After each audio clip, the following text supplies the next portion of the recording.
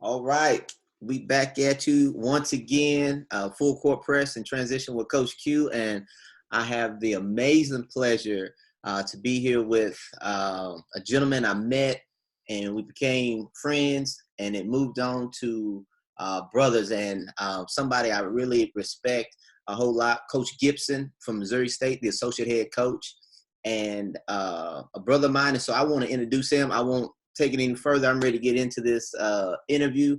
Coach Gipson, how you doing, my man? I'm doing all right, Coach Q. I'm blessed, man. How you doing? Man, I'm wonderful. Excited to have you on here and to share your story. And we're gonna jump right in, Coach Gip. Like, who is Coach Gip and where's Coach Gip from? Well, I'm gonna tell you who Coach Gip is right now, man. Coach Gip is a guy with his family trying to practice his social distancing skills and stay in quarantine. Yes, This sir. is the new Coach Gip. So Yes, sir. I'm actually trying to find myself in this new norm. So I don't really know who I am right now. Okay. To be Okay. quite honest with you, not trying to be facetious, but man, this is really a unprecedented time for all of us. Trying to practice this new norm, and so I'm discovering new things about myself each and every day, Yes, sir. and new things about my family, new things about my wife, my kids. We have a new baby girl that's due in June. So man, it's trial and error for me this day and time. Everything I knew and come from in the past, some of those values got to stay intact, but our priorities are changing here real soon. Yes, sir. Yes, sir. You're exactly right. And this pandemic is set a lot of people down unexpectedly. And, I think if you're a believer, I think that higher power has a way of doing things to make us, sit down and relax and understand who he is. And Absolutely. he set the whole world down. He wasn't playing. And it's funny because I hear some things about our pollution and how cities have cleared up due to this. California and India and all these places that were pollution, like you can see across these cities now where, just months ago you couldn't. And so this Yes. pandemic is it's going to be a blessing and for some people it's going to be a curse. But, so with that, Coach Gibb, where is Coach Gibb from? Where did Coach Gibb grow up, and where did Coach Gibb, get the love of the game? When did the love of the game, and where did you learn that love of the game from? I'm a country boy from the Boot Hill of Missouri. I was born in Cape Girardeau, and then I made the transition down to Sykeston, Missouri, after my mother passed away at the age of 9. Oh, man. So I was born and raised in the Boot, as we call it. Very, very proud to be from the Boot. Some good people from down in that area, man. Very, very genuine, and very, very proud to be from there. That's where I was born and raised, down in the Boot Hill. Okay, where did basketball come in? Who taught you the game of basketball? Well, Or you know, love for the game? I come from a basketball family per se. My father introduced the game to me, but my uncles and I have relatives that were obviously around the game also. Now my father played for my high school coach by the name of Gene Best, Mm. who is the head basketball coach at Three Rivers Community College to date still. And if I'm not mistaken, Coach Gene right now I think is 85 years of age, and he is the all-time winningest coach in the game of basketball. At every level, he is the all-time winningest coach in the game of basketball, and to be able to do that is remarkable because he's probably one of the most humble human beings I've ever met. Mm-hmm. But while growing up, my father had his philosophies on how he was, rearing my brother and I, and in regards to respect for others, discipline, hard work, um, giving to others without expecting anything in return. Those are just some examples, some things that my brother and I were experiencing growing up, Mm-hmm. and I always wondered, like, man, like why is my father doing this? And this carried on after my mom, passed away. Obviously, my mom, did a great job before she passed away also. And but what I found out was, man, is that when I became a student athlete at Three Rivers Community College, playing for Gene Best, which was a childhood dream of mine, believe it or not. Um, that's something that I always wanted to do as a kid. I wanted to play for Gene Best, no matter what opportunity came my way. Hmm. And I turned down all the other opportunities that I had to go play there because my father played for him. Some of my relatives played for him. And I have an uncle that's a basketball coach now, played for him. And so I was always around that, and I always heard Gene Best's stories. I always heard about Three Rivers Community College. I heard about how hard it was, how he coached them in high school, etc. But then when I got there, I realized a lot of what I was being taught and had been taught came from Coach Best. Hmm. And it really prepared me for that situation, because Coach Best is I call him a life coach. He's not really a basketball coach, and that was so unique to me and all of us that was at Three Rivers during that time. And I give you an example of why I call him a life coach. I'm gonna give you this little example. So I remember at one period of time, we probably had about 2 mediocre practices leading into a home game. And now you have to keep in mind that mediocrity was not accepted at Three Rivers, okay? But we had 2 mediocre practices. And now he reminded us, during that time, and he had his way of handling us without ever cursing at us. Anybody that's ever played for him never heard him say a curse word. But he had a way to move your needle, okay, just by being the person that he was and his life experiences. So the day of the game, we would always say the Lord's Prayer. And we were in the locker room, and we would get the Lord's Prayer started right before we were about to approach the floor. And he came in halfway through the Lord's Prayer, and he stopped it. And he said, "Hey, what are you guys praying for?" And we all stopped and we looked at him, and he said, the other team in the guest locker room is praying also. He said, "I would imagine they're saying the Lord's Prayer also." He said, "But, the way I look at it over the years, God is going to bless the team that worked the hardest." He said, "I would imagine their 2 days leading up to this practices, they probably worked harder than us. And if you guys want to start having your prayers answered, I would advise you guys to start working harder before the game." And I look back at how my father was raising us. Those type of teachings he was giving us when we were babies. And see, and that was an example of him, like, Coach Gene knew all the NJCAA rules, NCAA rules, and how you really can't, put, God into, you have to be careful how you interject all of that so you don't go out of bounds. But that was his way then of teaching us faith is not good without works. Right. And that's in me to this day. Now, my father had instilled that in us when we were younger, but the blessing of it is that I went to a place that continued to build on the values that my parents had put in me. And I think that's so important that when we pass, our kids on to somebody from a coaching standpoint, to pursue that education and continue to be a student athlete, we have to make sure we put them in the right hands.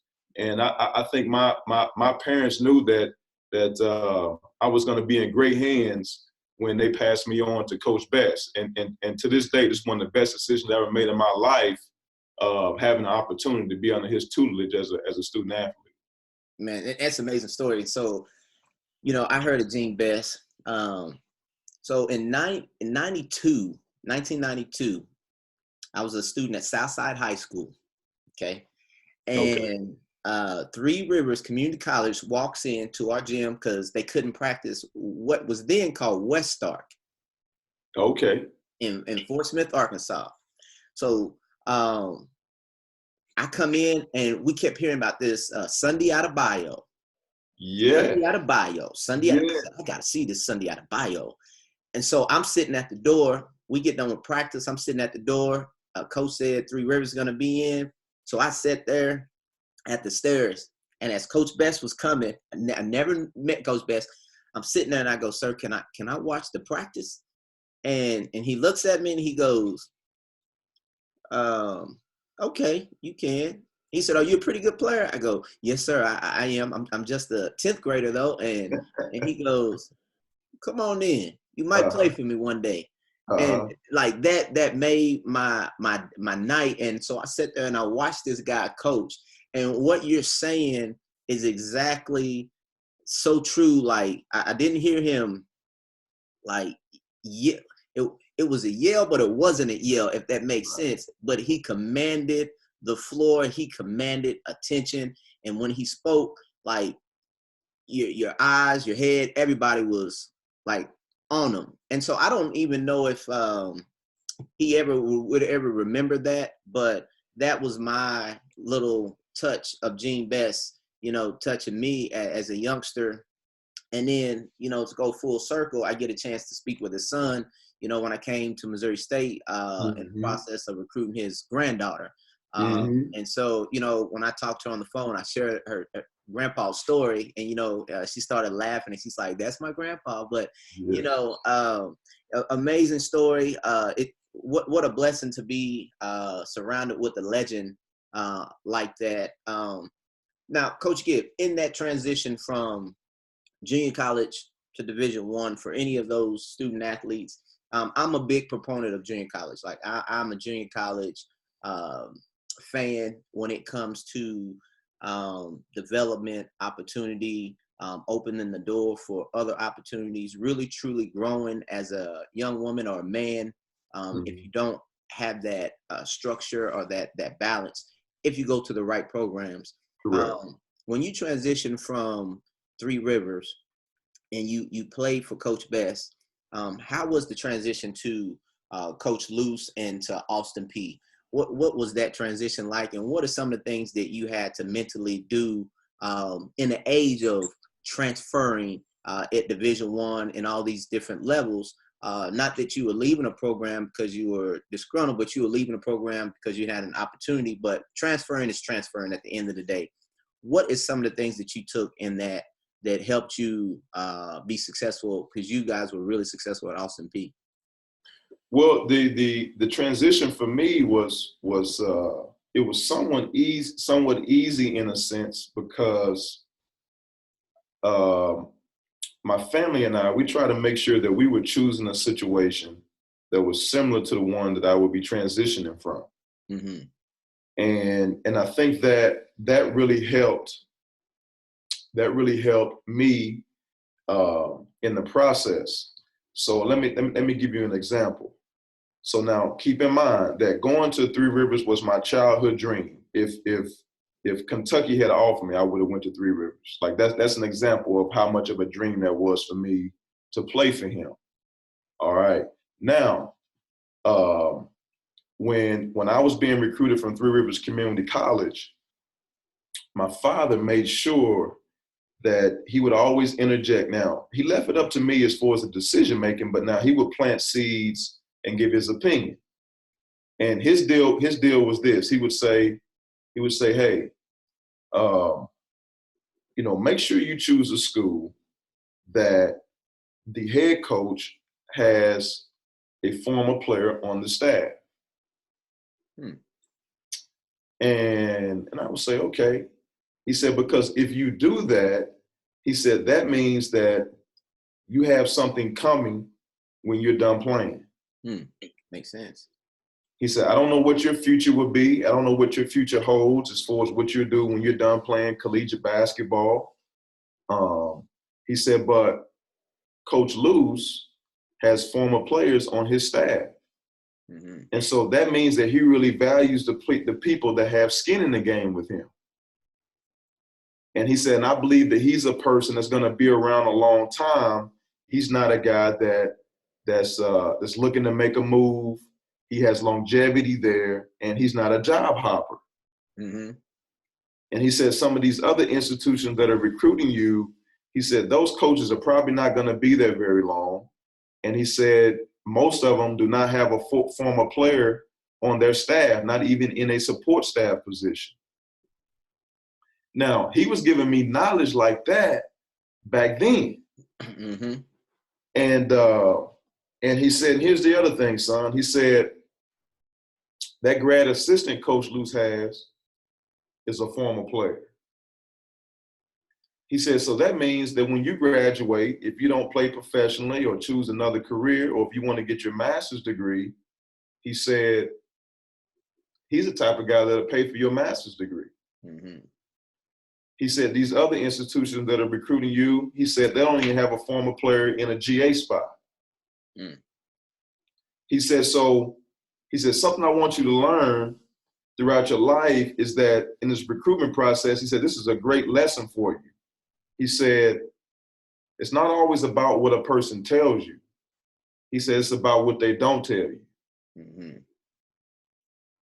And he said, you pay attention to what they don't tell you. He said, that'll pretty much be your GPS. And he said, Coach Luce never told you that up until this point that his GA is one of his former players. He said he didn't have to. He said we can see it with our own eyes. Mm-hmm. He said he hasn't mentioned that it was a particular guy on the staff at that time. He said he has not mentioned that he's a former player. He said, but it speaks loud and clear that he's on the staff. Mm-hmm. And he said he may get around to doing that eventually. He said, but he's not even trying to use that as a trump card. He said, so that even speaks more volumes that he has former players on his staff and he has not even mentioned it yet. He said, that means his heart is in the right place. Mm-hmm. He said, so this guy's going to be hard to beat. He said, his recruitment is not about what he can sell to us. He said, it's just about us getting to the finish line of the season and being able to go check things out. Mm-hmm. And so going to Austin Peay was a great experience. Ended up going to the NCAA tournament my first year. And then my second year, we ended up going 16-0 in conference play. Mm-hmm. We went undefeated in conference play, and then we lost in the championship of the conference tournament. We thought we were going to get in at large anyway because we went 16-0, but we ended up going to the NIT and getting beat in the second round. We beat Belmont first round, and we got beat in the second round by George Mason. And that George Mason team eventually went on to be that Final Four team that Larry Nager coached. Mm-hmm. At that program. They ended up getting older and they got pretty good. That NIT run actually helped them out and seasoned them for that Final Four run. But my father had foresight then.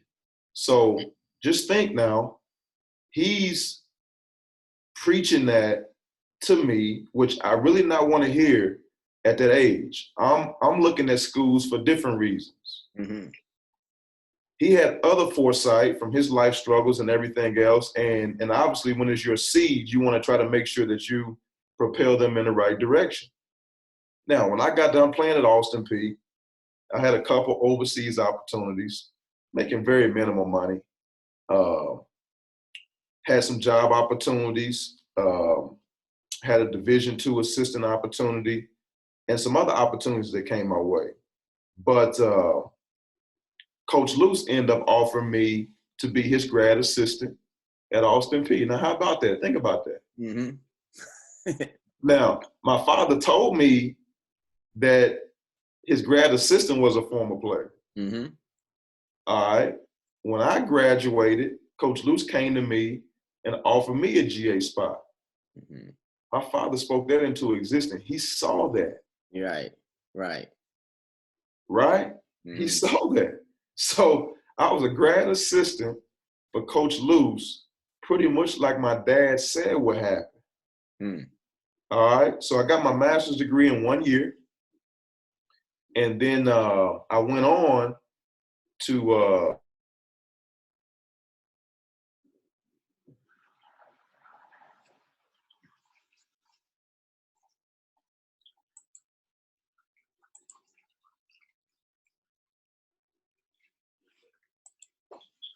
was that you had to be a college professor. Uh-huh. So I was an adjunct professor at Virginia State for 4 years, right out of grad school. Okay. And then I went on to some other places. But to fast forward, because I don't want to drag this out, to fast forward and come back around, Coach Luce ended up calling me when I was at another institution and said, hey, I want you to come back and work for me. That's another example of my father having foresight, of him having a former player in a staff position. So he called me back to work for him at Austin P. And that's just an example of how, man, it's very important when it comes to, making choices in life. And we have to pay particular attention not to what people say, but what they don't say. And try to have a feel for the whole gamut of where a person's true heart is. And that's, Coach Gibb, that's in anything that you do in life. So if you become an entrepreneur, if you become a CEO, if you become, a pastor, just whatever it is, a mother, a father, like whatever it is in life, what your father was instilling you and what Coach Best was instilling you and what Coach Luce was instilling you are all the things that it takes to become, a good father, mother, brother, sister, entrepreneur, boss. I mean, whatever it is, those are all the, characteristics you have to have in that. But it's an amazing how your father had the foresight to speak, those positive things in your life, but be honest with you enough to give it to you. But it says a lot about you at that time as a young man, to say, okay, maybe he's right and move in that direction. Because I know there's a lot of students that, over the years that I've worked with, and, same case, you show them a path, and then, and you do your due diligence in recruiting, and they make the wrong decision. And I say they make the wrong decision because now hindsight, you see what they're going through now, compared to what they would have probably gone through if they would have went with you, because that spiel that you gave is not the glamorous spiel. It's just the real spiel. It's not the glitz, and it's not this, and that's what a lot of kids want. They want that glitz and glamour, but most of the time, the success lies in just the bare bones, straight up truth of what I'm going to take you when life after basketball is over with. Absolutely. And so with that, I know your son is a basketball player and is growing. So do you think about some of those things, kind of foresight of watching your son right now grow into a young man and some of those decisions that he's going to have to make? Do you feel like, I would say, prepared to help him make those decisions because of what you've gone through as a child and an adult and as a college recruiter right now? Well, you take my son or anybody else's child, they're growing up in very different times and circumstances than we did. Like when I was growing up, we didn't have Twitter, Instagram, social media accounts, TikTok, etc.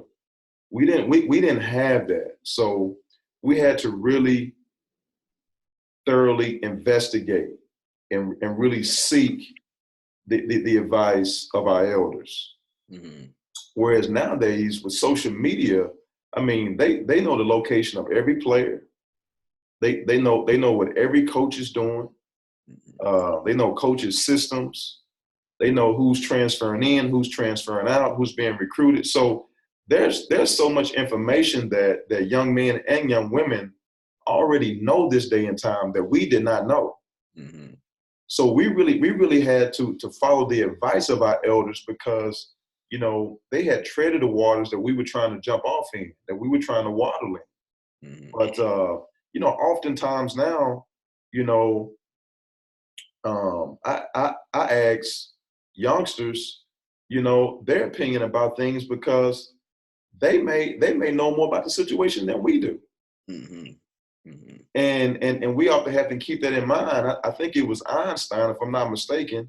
He was tutoring a young lady, and she was slipping away from home after school and going to Einstein's house, getting tutored by him because she was struggling in some work.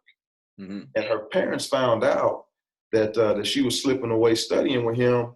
And they went to his house and apologized. And they said, Dr. Einstein, we're so sorry that our daughter has been bothering you. You have worldly issues that you're dealing with. And the last thing you need to be doing is tutoring her on a subject in school. And he made a pause. He said, ho, ho, ho. He said, please stop. He said, I've learned far more from your daughter than she could ever learn from me. Mm. And so I try to keep that in perspective. You know, there's so much that I can learn from mine, and he can learn from me, Mm-hmm. and that I can learn from other people's kids, because this social media thing is something serious now. I mean, at the click of a finger, you can find out anything you want to. And I like to think I'm decent with technology, but I'm not as smart as technology with these kids that's coming up. I mean, when they're born now, they got an iPad in their hand, and they're way more advanced than what we are. Mm-hmm. But at the same time, one of the saddest things I ever seen, I got a buddy with a 2-year-old daughter, and she had a book in her hand, a paperback book, and she started swiping it because she thought it was an iPad. That's when I knew we're in a different day and time, bro. Yeah. It's like you got to flip the page and not swipe the page. So with that, Coach Gibb, as a college coach, and me being one, but I want to just kind of ask you, how do you balance life, coaching, your job, family, because it's so demanding? How do you balance, and how can you help share some tips that you use to balance, to kind of make all those entities happy, and which is a hard thing to do when you're a really driven, whether it's an entrepreneur, college coach. Those areas ask a lot of you, but how do you balance that, to make sure that you're doing what you need to do in your profession and at home as well?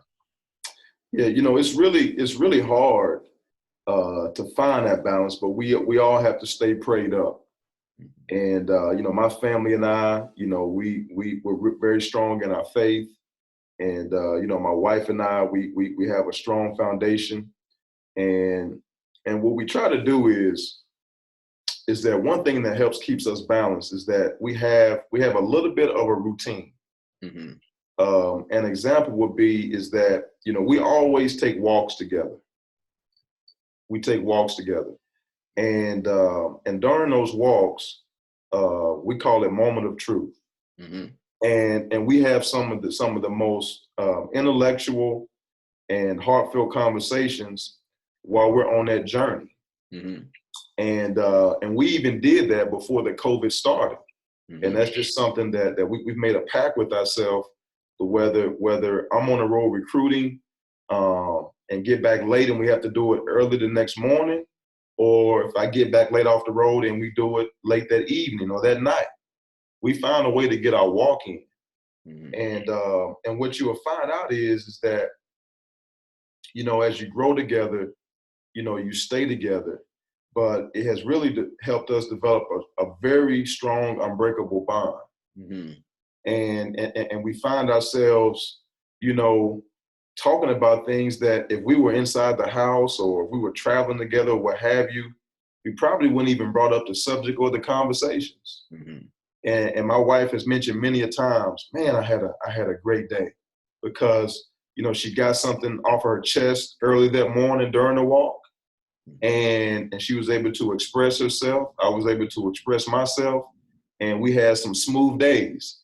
And there's been times maybe we could have been in a confrontational situation with someone, but because we got it off during that journey, during that walk, and had that moment of truth, that we were able to combat a confrontational situation. Mm-hmm. Mm-hmm.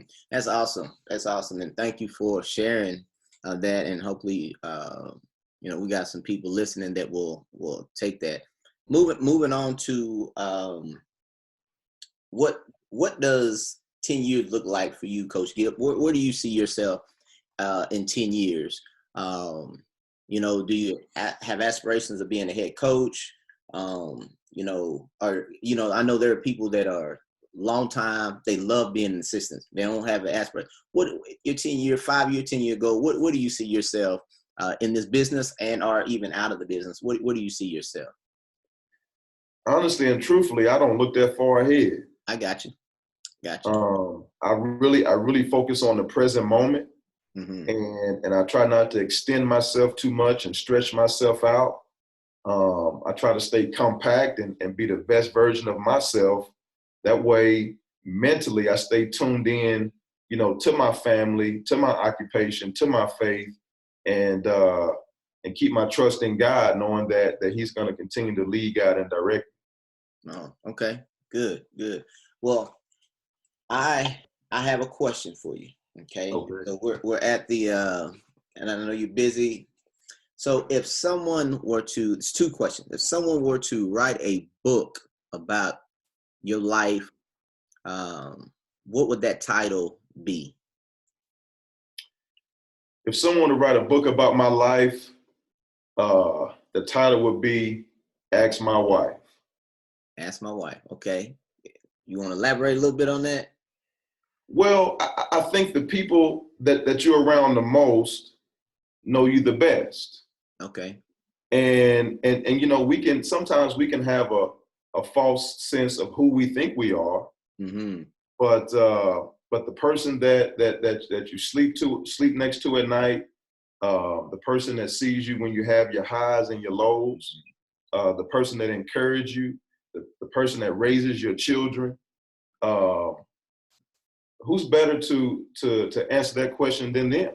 Yeah. They can answer that question better than your parents. Probably so. You're right.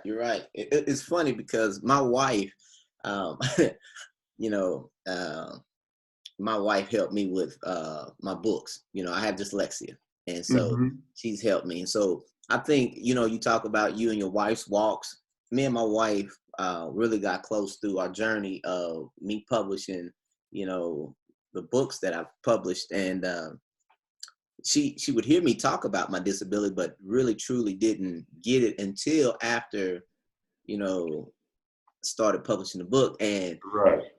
and so it made us closer because, she was like, I learned so much about you reading this book. And she's like, and I knew a lot about you, but she's like, I learned so much more. And I think you're right, because they know, like, she knows stuff that I don't even pay attention to. Right. She was like, you need to quit biting your lip. And I'm like, biting Right. my lip. She's like, you did the webinar and you look like a fool biting your lip. And so, I look back on it and I'm like, because when I'm focused, that's the first thing I do is bite my lip. And so she's like, you need to work on that. So it's little things that you don't even pay attention to that they can help you out with, which is a blessing. I'll share this story with you if we still got time. So I have a real good friend that lived with me in high school. He's like a brother to me, okay? Uh-huh. And he came over to the United States on an exchange program. Okay. And so I think now he's married for the third time, right? And I remember asking him when he was going into his third marriage, and he told me, he said, man, if I ever tell you that I'm thinking about getting married again, he said, make sure you stop me. He said, don't let me do it. Mm-hmm. And I said, okay. I said, now you giving me this responsibility. I said, I'm gonna hold you to it. Mm-hmm. I said, we're gonna have a problem if you try to get married again.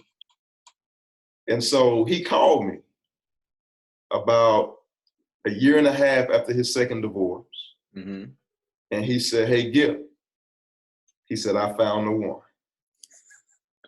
And I said, really? He said, yes, sir. He said, I found the one, chief. I said, well, I can't let you do it. Mm-hmm. He said, that's why I called you. He said, I gotta do it. He said, I know it's gonna work. And I said, hold on. I said, now we gotta find a way to meet up. I said, I wanna make sure that we get together. I need to look you in the eye. He said, no need to do that. I said, why? I said, why shouldn't we meet up in person? I said, now you gave me this responsibility. I said, so I felt like I at least need to meet with you in person and make sure that everything is good. Make sure you're not rushing into this thing. Mm-hmm. He said, let me tell you something. I said, okay. He said, look, he said, when I married my first wife, and he said, and that didn't work. He said, and we got ready to go through the divorce. He said, I just knew that she was going to want everything. He said, we didn't have much. He said, but I knew that she was going to want everything that we had, that we had worked for and scraped for. And he said, man, what got me is that she told me she didn't want anything. Mm. She didn't even want a piece of lint from the house. Mm. I said, really? He said, you know, he said, I thought that she would really try to take the cars, the furniture, the everything, the house. He said, man, and he said she didn't take one thing. Mm. She wanted to start from scratch. And he said, my second marriage, he said, man, I really felt like that was the love of my life. He says my second go round. And he said, I was so super excited to get into it. And he said, when that didn't work, he said, because we were so close before we got married, he said, I thought that it would just be an easy separation. We would just both wash our hands and go just separate directions. Mm-hmm. He said, Gib, she tried to wring my neck. He said, she didn't want me to have a piece of lint. Right.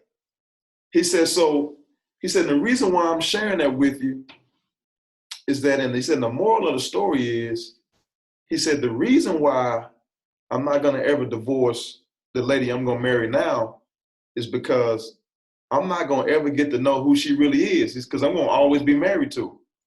Yeah.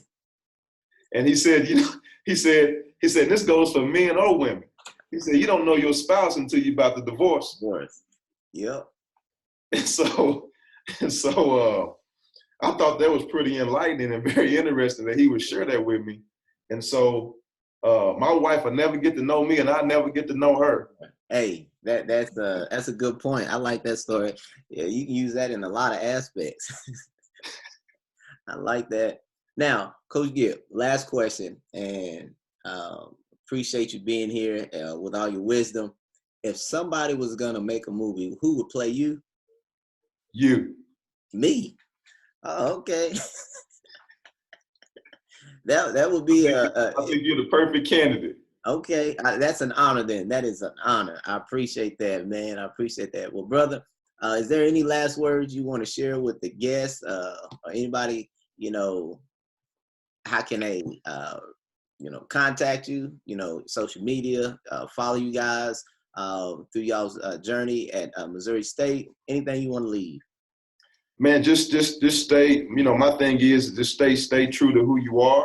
Mm-hmm. And I think that's the main thing, and stay safe during these unprecedented times.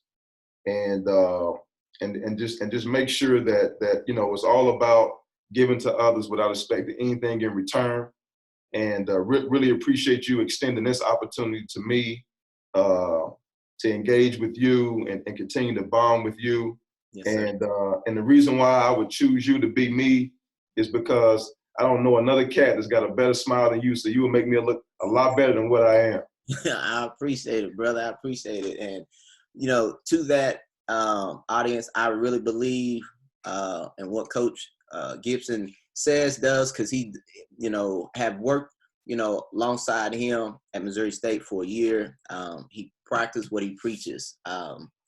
And so that is a gift and that is a blessing to watch somebody do what they do with such a great anticipation and expectation and with a great heart. And so the rewards in your life, Coach Gibb, are in direct proportion to the contribution you give to others. And so that's why you've been so successful, I believe, in your life, because of what you give to others with that same attitude of not expecting anything, but you gain so much from that. And I hope that the audience, we can take from that on a daily basis. But brother, thank you so much.